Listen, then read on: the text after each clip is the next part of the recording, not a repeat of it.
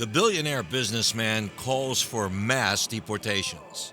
When Mexico sends its people, they're bringing drugs, they're bringing crime, they're rapists, and some, I assume, are good people. Republican presidential candidate Donald Trump's rhetoric foments strong feelings on the campaign trail. But on campuses of the City of New York University, known as CUNY, some of the students who could be most at risk are not so concerned.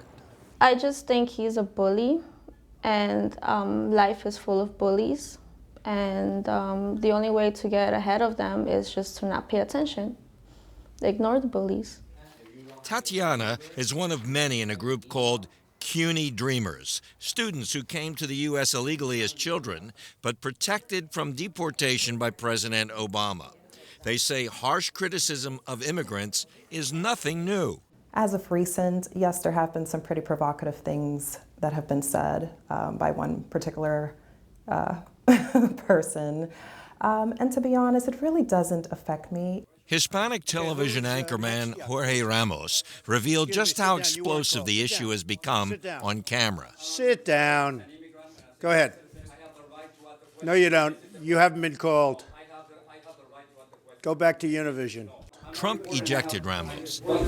Meanwhile, another Republican presidential candidate, former Florida Governor Jeb Bush, has been sharply critical of Trump's deportation plan. Mr. Trump believes that you can just round people up, and that it's just an easy thing to do because he's a successful guy and you'll just have successful people do it and it'll all work out. We're coming today. Dreamer student Francisco Tecaisko just wants the presidential candidates to watch what they do.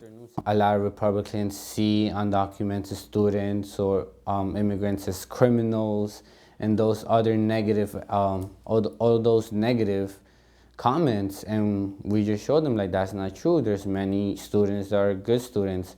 We're in college. We're finding a way to go to college.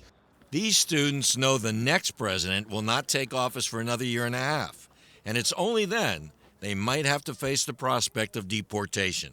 Bernard Shusman, VOA News, New York.